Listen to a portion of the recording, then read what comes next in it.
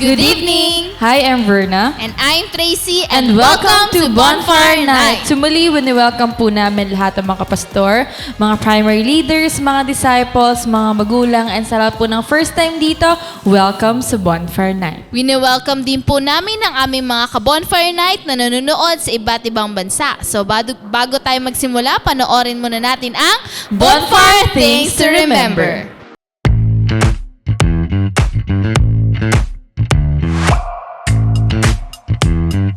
Here are your bonfire things to remember. Bring your notebook, Bible, and ballpen. Open your heart to the message. Hashtag Puspus Yarn. No unnecessary activities while watching. Hashtag multitasker. Wag ganon.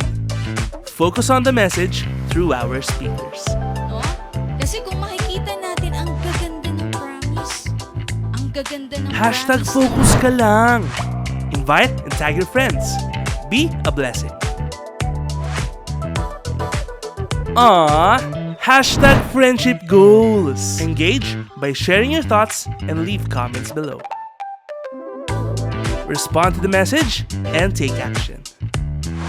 Huwag kalimutan mga ka-bonfire ha. Paalam!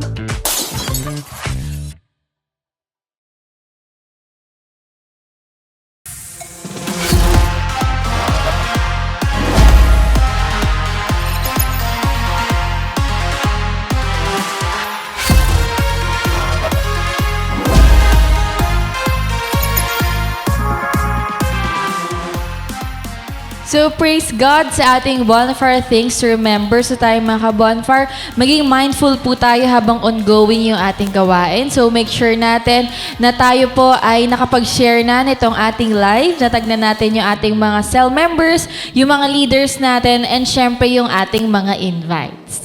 Amen to that. That's why let us all be excited. Kaya ini-encourage ko ang bawat isa na tayo ay sama-samang tumayo at papurihan natin ang ating Panginoon together with our worship team sa pamamagitan ng isang awitin.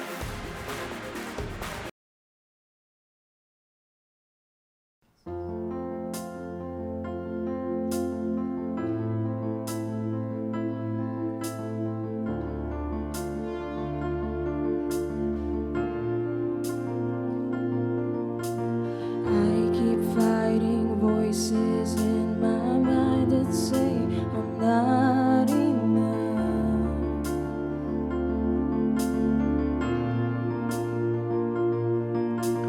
Every single lie that tells me I will never measure up.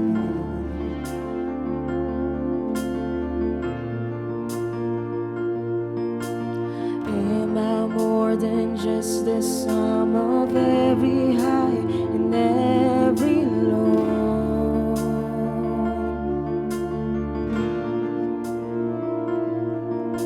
Remind me once again just who I am, because I need to know. Oh, you say I am loved when I can't feel a thing. You say I am strong when I think I am weak. And you say I am held when I am falling short, when I don't belong.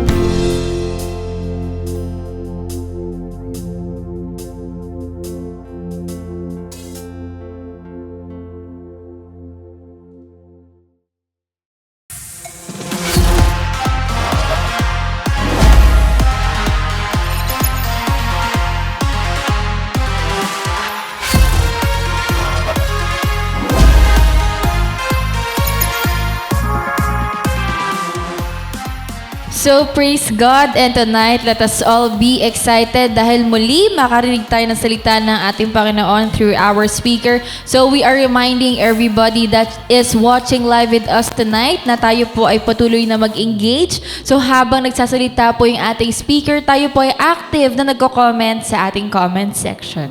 Amen to that. That's why let us ready our hearts and our minds sa message na mapapakinggan natin tonight. So for our speaker, so she is one of the 144 leaders of CGS Las Piñas under Annalise Net, a leader of leaders, a School of Leaders 2 teacher, a loving wife and mother. Let's welcome Auris Jean Belardo.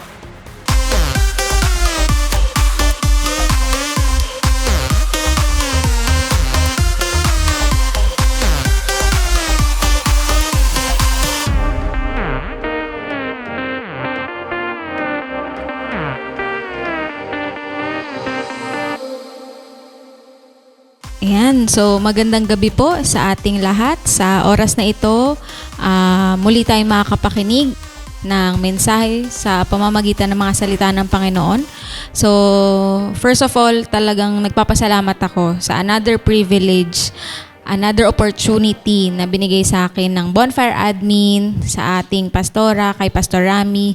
Salamat po sa privilege na makapag-speak ulit ngayong gabi sa ating Bonfire Night. So, sa gabing ito, umpisa natin ang ating gawain sa panalangin. So, samahan niyo po ako sa mga nanonood sa kanilang mga tahanan. Samahan niyo akong umpisahan ang gawain sa panalangin. So, let's pray. Praise you, Father God. Lord, thank you, Panginoon, sa gabing ito. Salamat, Lord, sa opportunity. Thank you, Lord, sa privilege, Panginoon. Ikaw po ang magtago, Panginoon, sa akin sa inyong presensya, Panginoon. Ikaw po ang mag-speak out, Panginoon. Holy Spirit, guide me sa mga salitang babanggitin ko sa mga oras na ito. I pray na mabuksan kami, Panginoon, at ma-enlighten, Lord God, maisabuhay namin ito sa aming pang-araw-araw na ginagawa sa aming mga buhay. Maraming salamat, Lord. Ikaw po ang maitaas sa gawain ito. All throughout ng Bonfire, Panginoon, ikaw po ang maitaas. Salamat, Lord God, sa inang pinagkakatiwala ang gawain na ito. Ito po ang sa aking samot-dalangin na may pasasalamat. In Jesus' mighty name I pray. Amen. So, yan. So, welcome po sa mga, kung meron man po mga invites, so sa ating mga disciples, sa ating mga leaders, sa ating mga mentors. So welcome po sa ating Bonfire Night. Ayan. So samahan niyo po ako sa pagbubukas ng ating mga Biblia sa Acts chapter 9 verses 10 to 22. Medyo mahaba-haba po ito. So sige po. Acts or Gawa chapter 9 verses 10 to 22. Ayan. So sabi dito, sa Damasco ay may isang alagad na ang pangalay Ananias. Tinawag siya ng Panginoon sa pamamagitan ng isang pangitain. Ananias, ano po iyon, Panginoon? Tugon niya. Sinabi ng Panginoon, pumunta ka sa kalyeng tinatawag na Tuwid sa bahay ni Judas at ipagtanong mo ang isang lalaking taga Tarso na ang pangalay si Saulo. Siya'y nananalangin ngayon. Sa isang pangitain, nakita kanyang pumasok sa kinaroroonan niya at pinatungan mo siya ng kamay upang siya'y makakitang muli. Sumagot si Ananias, Panginoon, marami na po akong nabalitaan tungkol sa taong ito at sa mga kasamaang ginawa niya sa inyong mga hinirang sa Jerusalem. At naparito siya sa Damasco, taglay ang kapangyarihang galing sa mga punong pari ng mga Hudyo upang dakpin ang lahat ng tumatawag sa iyong pangalan. Verse 15, ngunit sinabi sa kanya ng Panginoon, pumunta ka roon sapagkat siya'y pinili ko upang ipakilala ang aking pangalan sa mga hentil, sa mga hari at sa mga anak ng Israel. Ipapakita ko sa kanya ang lahat ng dapat niyang itiisin alang-alang sa akin. Pumunta nga si Ananias sa naturang bahay at pumasok dito. Ipinatong niya ang kanyang mga kamay kay Saulo at sinabi niya, Kapatid, pinapunta ako rito ng Panginoong Jesus na nagpakita sa iyo sa daan nang ikaw ay papunta rito. Isinugo niya ako upang muli kang makakita at upang mapuspos ka ng Espiritu Santo. Verse 18, Noon di may nalaglag na tila mga kaliskis mula sa mga mata ni Saulo at nakakita siyang muli. tumayo siya at nagpabautismo. Kumain siya at nagbalik ng kanyang lakas. Si Saulo'y ilang araw na kasama ng mga alagad sa Damasco at agad siyang nangaral sa mga sinagoga na si Jesus ang anak ng Diyos. Verse 21, nagtaka ang lahat na nakarinig sa kanya, hindi ba ito ang dating umuusig doon sa Jerusalem sa mga tumatawag sa pangalan ni Jesus? Tanong nila, hindi ba't naparito nga siya upang sila'y dakpin at dalhing nakagapos sa mga punong pari? Last verse. Ngunit, lalong naging makapangyarihan ang pangangaral ni Saulo at walang maisagot ang mga Hudyong naninirahan sa Damasco sa kanyang pagpapatunay na si Jesus ang Kristo. Amen. Praise God po. So, mahaba yung verse, di ba? Pero ang ganda po ng kwento na to eh. So, pag tinaas pa natin yung verse, ito yung encounter ni Saulo o ni Paul, ni Pablo, di ba? Sa ating Panginoong Hesukristo. Kaya nga yung theme ko nitong pinamagatan ko is Aftermath of the Encounter. O pag sinabing aftermath, effect, di ba? Ano ba yung naging effect? Ano yung naging bunga ng isang bagay? Or ano yung naging, kumbaga, ano yung kinalabasan? So, sabi dito, yung naging na-encounter ni Pablo, si Jesus Christ, dito sa verses na to, di ba? Itong chapter 9, ito yung encounter ni Pablo. Talagang nakita ko yung mga pagbabago sa kanya o yung effect, yung aftermath ng encounter niya. Na alam ko, siguro sa atin, bago tayo maka-encounter sa Panginoon, meron din tayong pagkukumpara sa sarili natin. Kagaya no nangyari kay Pablo, di ba? So, alam ko lahat tayo, bago tayo maka-encounter kay Lord, meron tayong mga bagay o mga pag-uugali na iba or nagbago na simula nung na-encounter natin ang Panginoon o nagkaroon tayo ng malalim na relasyon sa ating Panginoong Jesus. So gusto ko pong ipakita sa atin dito na kapag ka na-encounter natin si Christ, gaya ni Pablo, merong pagbabago. So ano-ano po ba yun? Ano-ano yung aftermath o effects after ng ma-encounter niya si Christ? So sabi ko dito sa number 1 point, He became intimate through prayer. Ayan. So sabi dun, di ba sa binasa natin sa verse 11, nung tinawag ni Lord si Ananias, is sinabi ni Lord kay Ananias na nananalangin daw si Saulo. Diba? So na andun, bago niya suguin sa Ananias, alam ni Lord na nananalangin na si Pablo. So, tayo bilang na-encounter na natin si Christ, doon na tayo nagkaroon ng relasyon sa Kanya, doon na tayo nagkaroon ng desire, yung lifestyle natin, nag-iba na talaga. Gusto nating mas maging intimate sa Panginoon natin. So ano ba yung mga ginagawa natin para maging intimate sa Lord, di ba? Through prayer, devotion, di ba? So, simula nung na-encounter natin si Lord, talagang makikita ito sa atin. Gaya ni Pablo, na talagang sa atin kung ikukumpara natin sa buhay natin, parang hindi na natin matanggal yung prayer sa buhay natin. Yung devotion, yung pagbabasa ng mga salita niya, di ba? So talagang andun na yung gusto na natin talaga mas lumalim palalo yung ating relasyon sa Panginoon. Kaya nga, kapag ka talaga na-encounter natin si Christ, yung genuine encounter kay Christ, imposibleng mawala itong prayer. Diba? In all aspects of our life, sa mga decision making na meron tayo, talagang idudulog natin sa Panginoon. Corporate man yan or yung personal prayer natin, hindi nawawala. So talagang kakabit na, sabi nga, diba, lagi naman naririnig natin, yung prayer is our life breath. So hininga natin siya. So talagang hindi natin aalisin o mawawala sa sirkulasyon ng buhay natin yung prayer. Diba? Kasi alam natin, dito, magkakaroon tayo ng intimacy sa Panginoon. Diba? So talagang lalalim yung relasyon natin sa Panginoon. Kaya, as we encounter the Lord, kung talaga bang na-encounter natin ang Panginoong Jesus, kakabit na to sa buhay natin. Talagang hindi natin maihiwalay yung prayer and devotion sa buhay natin. Nag-iiba na yung lifestyle natin. Diba po? So dati, nung wala pa tayong encounter o wala pa tayong relasyon sa Panginoon, talagang bara-bara lang or talagang yung desisyon natin is talagang own wisdom natin. Di ba? Pero ngayon, kung makikita natin difference, di ba? Yung kahit nga minsan sa jeep or san man tayo, bawa na nasa way tayo ng trabaho, minsan naisip na lang natin yung manalangin di ba? Sa mga tao, nandun na yung minsan, katulad nung nakaraan, di ba? Or na tag-init, biglang umulan, talagang nagpa-thank you Lord tayo, di ba? Sobrang yung panalangin is nandun na talaga, masaya man tayo or hindi, wala man tayong hihingin sa Panginoon, pasasalamat lang, talagang andun yung prayer. Di ba? Kasi nga, talagang meron na tayong intimate relationship sa Panginoon. So, hindi na talaga siya matatanggal sa sistema ng buhay natin. Di ba po?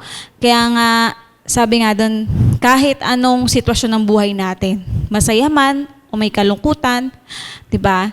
Hindi mawawala sa atin yung prayer or yung praise natin sa Panginoon. Kasi it is a sign of our worship sa Panginoon, di ba? Yung prayer. Na ano man yung sitwasyon ng buhay natin, talagang we praise the Lord, di ba? Through prayer and our devotion. Ayan. So next, ano po ba yung naging effect nung na-encounter ni Pablo o ni Saulo si Lord Jesus Christ? So number 2, sabi dito, our vision and purpose in life become clear. Diba? Sabi nga doon sa verse 18 na binasa natin, dito lang naman iikot yung mga points na nakita ko sa verses na binasa natin. So sabi dito sa verse 18 to 20, noon di may nalaglag na tila mga kaliskis mula sa mga mata ni Saulo at nakakita siyang muli. Tumayo siya at nagpabautismo. Kumain siya at nagbalik ng kanyang lakas. Si Saulo ay ilang araw nakasakasama ng mga alagad sa Damasco at agad siyang nangaral sa mga sinagoga na si Jesus ang anak ng Diyos. Ayan, so praise God. So yung vision ni Pablo is talagang naging clear na sa kanya. So sabi nga doon, talagang nakita ko inline sa atin sa tinatahak ng church natin ngayon, 'di ba? Alam naman natin yung vision and purpose natin ng church natin, 'di ba? Yung vision natin is win souls and make disciples. So pag na-encounter natin ang Lord natin, pag meron tayong intimate relationship sa Kanya, yung vision na pinapasa sa atin ng ating church, hindi na question, di ba? So, winning souls and make disciples. Nakita natin si Pablo nung na-encounter niya si Lord, di ba? Nangaral daw siya agad, di ba? So, at alam natin, ilang araw na niya kasama yung mga alagad ni Jesus Christ, di ba? So, si Pablo, nung na-encounter niya si Lord, andun yung belongingness niya. He make himself belong sa church. Diba? So, alam niya na talagang itong mga alagad ni Jesus Christ is talagang andun din siya, sumama siya. Diba? So, tayo din, as a church, talagang united tayo sa vision. Diba? Talagang wag natin ilayo yung sarili natin sa church na binigay sa atin ng Panginoon. Diba? Kasi sabi nga, yung church hindi siya yung building eh. Diba? Group of people yun na talagang may relationship kay Lord. So tayo din, nung nagkaroon tayo ng intimate relationship sa Lord, talagang hindi natin dapat i-isolate yung sarili natin sa church. Kasi kailangan natin ng church family. Diba? So alam natin na dito tayo nag-grow. Ito rin isa sa mga way ng Panginoon para mas lalo pa tayong mag-grow sa Kanya. Kasi hindi tayo mag-grow ng mag-isa lang. Diba? So, dapat talagang yung church natin, i-embrace natin yung relationship na meron tayo. Kaya nga, sabi ko kanina, naka-inline yung tinatahak ng church natin. Diba? Na winning souls and make disciples. Na nandun yung mga mentors natin, yung mga kapwa natin ka-disciple, mga kapwa natin sa leaders. Diba? Kaya yung mga nasa invite pa lang ngayon, so sa ngayon, talagang kapag nag-decide ka na talagang gusto mong magkaroon ng intimate relationship sa Panginoon, mas lalo mo pang dikitan kung sino man yung nag-invite sa'yo, kung sino man yung nagdala sa'yo sa church, sino yung nagpakilala sa'yo kay Jesus Christ. Talagang mas lalo mo pang ilapit yung sarili mo, wag mo i-isolate. Kasi talagang dito, ito yung way ng Panginoon para mas lalo pa tayong mag-grow. So yan. So sabi nga doon, aside from doon, si Paul o si Pablo, sabi doon, nangaral daw siya agad, 'di ba? So sabi doon sa verse 20, 'di ba? Nangaral siya agad na si Jesus ang anak ng Diyos. So kaya nga talagang andun yung pagpupush sa atin na talagang ibahagi si Christ sa ibang taong di pa nakakilala sa Kanya, 'di ba? Kasi talagang kung tayo, actually, hindi na rin sa atin question yun. Kasi kung gaano tayo binago ng Panginoon. Sabi nga, if God is alive in our lives, bakit natin ikikip lang yun sa sarili natin? 'Di ba? Talagang hindi natin nahayaan na sa atin lang yun.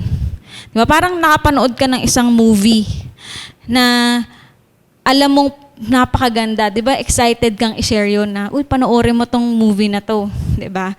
Ganon din kung paano mo na-encounter si Lord sa buhay mo, na alam mo sa sarili mo ang daming naging magandang effect.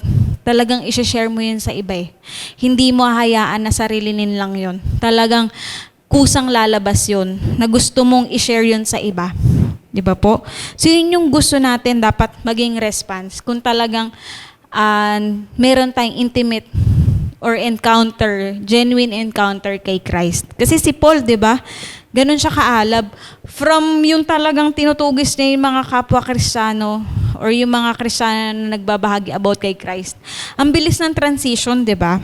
Kasi talagang andun yung genuine encounter niya kay Christ. Na talagang nag-preach agad siya, 'di ba? Sumama agad siya sa mga alagad ni Jesus Christ, 'di ba? Hindi siya nag-doubt, di siya naggaling-galingan, 'di ba? Kumbaga talagang andun yung heart niya, yung humility niya na talagang sumama dun sa church ng Panginoon. Ayan. And number 3, ano ba yung effect or aftermath ng encounter ni Pablo? So sabi dito, never giving up despite persecutions. Ayan. So sabi nga dun sa verse, 'di ba? Verse 21 to 22. Sabi doon, nagtaka yung mga tao eh. So nagtaka ang lahat ng nakarinig sa kanya. Hindi ba ito ang dating umuusig doon sa Jerusalem sa mga tumatawag sa pangalan ni Jesus? Tanong nila, hindi ba't naparito nga siya upang sila'y dakpin at dalhing nakagapos sa mga punong pari? Ayan. So verse 22, ngunit lalong naging makapangyarihan ang pangangaral ni Saulo at walang maisagot ang mga Hudyong naninirahan sa Damasco sa pagpapatunay na si Jesus ang Kristo. So talagang despite persecution, talagang mas naging makapangyarihan, sabi dun sa verse 22, di ba? Mas lalo pang naging on fire si Pablo ng pagbabahagi ng salita ng Lord. Di ba? So, may mga encounter din siguro tayo or mga instances sa buhay natin na binago tayo ng Panginoon. Alam natin sa sarili natin na binago tayo ng Panginoon on the process. 'Di ba? So merong mga tao sigurong magsasabi, 'di ba dating ganyan 'yan? Imposibleng binago 'yan or imposibleng makawala siya sa ganyang bisyo, 'di ba? So may mga taong hindi maniniwala sa atin, pero tandaan mo na si Lord naniniwala sa iyo, 'di ba? May mga tao mang magsabi na, bakit ganun? Parang wala namang pagbabago sa kanya. Diba? Pero ikaw, sa sarili mo, alam mo na meron inside your heart. Diba? Meron talagang mga ganun persecution, lalo na pagka nakakilala na tayo sa Panginoon. Marami yan. Alam ko marami rin makaka-relate sa atin. So tandaan nyo, for sure, God is on us. Yun yung dapat nating isink in sa sarili natin. Huwag natin pansinin yung mga taong nagpa-persecute sa atin. Ano man yung sabihin nila na masasama laban sa atin, kung alam natin na talagang ginagawa natin lahat yun for God's glory, hindi tayo magi-give up. 'Di ba? Kasi alam natin talaga na encounter natin ang Panginoon at meron tayong intimate relationship sa Kanya. 'Di ba?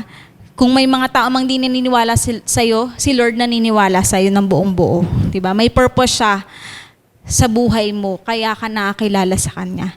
So, hindi aksidente na nakilala mo siya, hindi aksidente na nakilala mo yung nag-invite sa'yo. Kasi merong gustong ipagawa sa'yo ang Panginoon. May purpose siya. So, si Paul, di ba, hindi naman namimili ang Panginoon eh. Di ba? Si Paul, grabe yung ginagawa niya, di ba? Murder talaga yung ginagawa niya sa mga nagpapalaganap about kay Christ o yung mga alagad ni Jesus Christ. Pero dahil nga na-encounter niya si Lord, talagang 180 degrees yung pagbabago kay Pablo. So kung nagawa yun ni Lord kay Pablo, sa atin din magagawa ng Panginoon yun. Kung talagang tayo ay nag-immerse o talagang nagbukas yung puso natin na magpabago sa Panginoon. At hayaan natin siya yung pumasok sa mga puso natin. Di ba po? So yan. So, alam ko lahat sa atin dito, may mga struggles, may mga, kumbaga, baka may iba sa atin na yung process nung change sa buhay natin, hindi pa man siya ganun 100%. Pero, wag tayong mag-give up. Diba? So, minsan iniisip natin, baka wala nga nakikita sa akin. Minsan pinapakinggan pa natin yung mga negative na mga nanggagaling sa ibang tao eh. Pero wag nyo yung pakinggan. Ang pakinggan natin is yung salita ng Lord. Ano ba yung sinasabi ng Panginoon? Diba? Sa mga salita niya. Diba? Si Pablo, pag nabasa natin yung Biblia, never naman siyang bumalik sa dati. Diba? Never siyang bumalik na. Sige, lagi nyo naman akong sinasabihan na baka, diba, sabi doon, diba dati tong mamamatay tao, diba? So kahit i-bring up pa nila yung past kay Pablo, wala nang nagpabalik kay Pablo sa dati niyang ginawa. Diba? Kasi andun yung genuine encounter ni Pablo kay Jesus Christ. So ganun din sa buhay natin, kahit anong marinig nating, kahit tayo yung pinaka may darkest past, diba? Pag nilinis na tayo ng Panginoon, wala na yun. Burado na yun. Diba? Kaya ang dapat nating gawin is move forward. Dapat wag na tayong bumalik sa dati. Diba? Makipag-cooperate na tayo kay Lord. Amen po? Ayan. So, sabi ko nga dito sa conclusion, ito yung magandang verse, diba? Yung last bonfire din natin sa 2 Corinthians 5:17.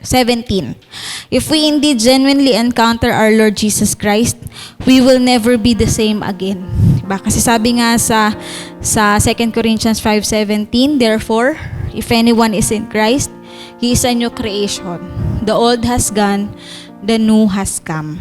Ayan. As we know, like Paul, from being a Christian murderer, he never returned to that state again despite many persecution as well. So, talagang kahit gaano kadaming persecution na encounter ni Paul, actually sa Book of Acts nga rin yun 'di ba? Yung nasiraan sila ng barko, 'di ba? Tinuklaw siya ng yung sa viper or yung snake, 'di ba, na na-encounter nila. So, hindi siya bumalik sa dati niyang character or dati niyang ginagawa. Kasi nga, 'di ba, the old has gone. So wala na talagang old self dapat natin. 'Di ba? The new has come. Ayan. So maging inspiration sa atin yung buhay ni Paul. Kasi lahat tayo meron din mga pagkakataon o nung hindi pa tayo nakakilala sa Panginoon, alam natin yung past natin, 'di ba? Pero pag talagang na-encounter natin si Christ, we are new. 'Di ba? Bago na tayo. Kaya maniwala tayo sa purpose ng Panginoon sa buhay natin. At tulungan natin sarili natin, tulungan natin na ma-fulfill yung purpose ng Panginoon sa buhay natin. So, yun lamang po. Salamat po at magandang gabi. So, mag-closing prayer po tayo. So, let's pray. Praise you, Father God. Lord, thank you, Panginoon, sa natapos naming bonfire, Panginoon. Lord, salamat sa mensahe mo, Panginoon. Tulungan mo kami, Lord, sa journey namin spiritually. Na tunay nga, dahil na-encounter ka namin, meron kaming intimate relationship sa inyo. Tunay, Lord, na hindi na kami babalik sa dati naming pagkatao, Panginoon. Dahil tutulungan mo kami na mag-move forward, ma-fulfill yung purpose mo sa buhay namin, Panginoon. Lord, use us, Panginoon, as instrument for your glory, Panginoon. Tulungan mo kami sa journey namin. Anumang persecution na meron kami, mga kapatid ko sa mga oras na ito, ikaw po ang sumama sa kanila. Bigyan mo sila ng wisdom, Panginoon. Na tunay nga, Lord God, dapat kaming mag-focus sa inyo lamang, Panginoon. Kaya maraming salamat, Lord. Tulungan mo rin kami, Panginoon, na magamit ang buhay namin, maging kagamit-gamit sa kingdom mo, Panginoon. Lalo-lalo na sa mga taong hindi pa nakakilala sa inyo. Here we are, Lord. Use us, Panginoon, as instrument. Kaya maraming salamat, Lord, sa inyo pinagkakatiwala ang lahat. Ito po aking samot dalangin na may pasasalamat. In Jesus' mighty name I pray. Amen and amen.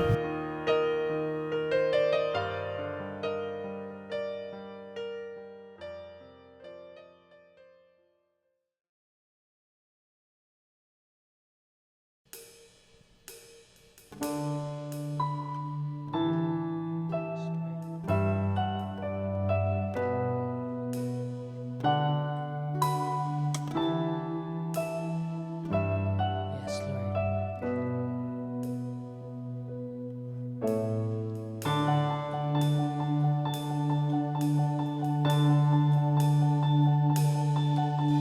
The skies lay low where you are.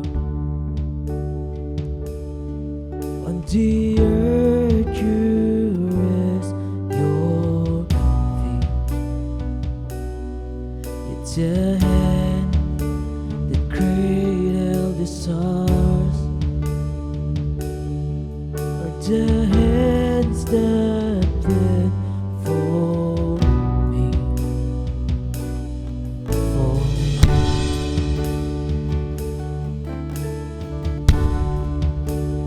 In the moment of glorious surrender, you were broken for all the world to see. Lifted high of the ashes, if I found in the aftermath.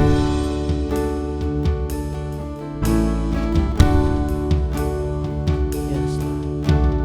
Freedom found in your scars. In your grace, my life redeemed.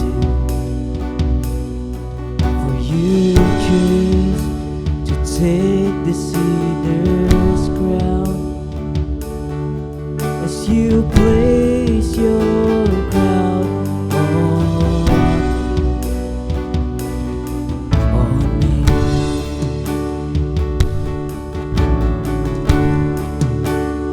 In that moment of glorious surrender was the moment you broke the chains in me. Lifted high of the ashes, I am found in the aftermath. Yes, Lord. In that moment, you open up to heaven, to the broken, the beggar and the thief. Lifted high of the wreckage, found home in the aftermath. Yes, Lord. And I know that you're with me. And I know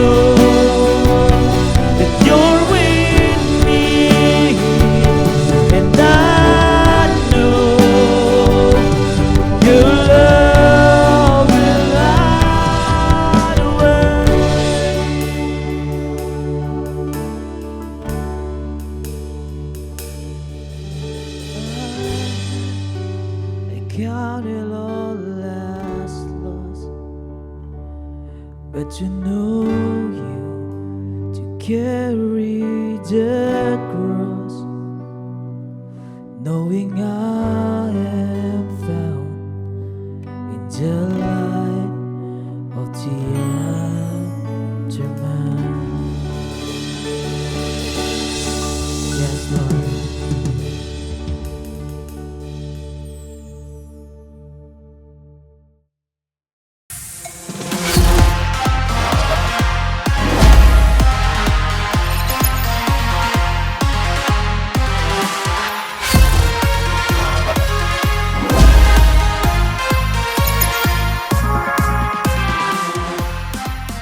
Thank you po, Miss Auri, sa blessing ng message na hinatid mo sa bawat isa. Kaya ini-encourage ko rin ang bawat isa na tayo po ay mag-post na inyong mga learnings or takeaway lines sa inyong mga social media sites using This hashtags.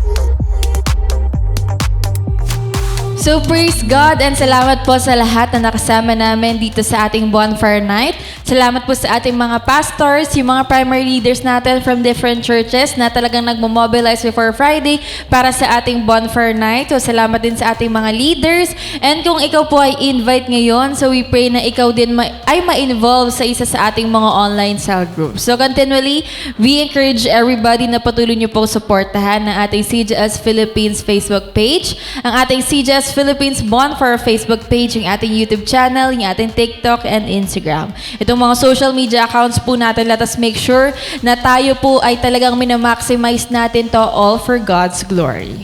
Amen to that. And we also encourage everyone sa darating na Sunday online simbahay. So 6 ng morning natin, no? So lahat tayo ay patuloy na sumusubaybay at the same time nakikinig at ready na sa ating worship service. Kaya ni-encourage ko na Sabado pa lang andun na yung ini-invite na natin ng ating mga kapamilya, friends, and colleagues para sila rin ay makarinig ng message na ihahatid sa atin ng ating butihing pastor, Pastor Rami Henores Jr. So, thank you and God bless!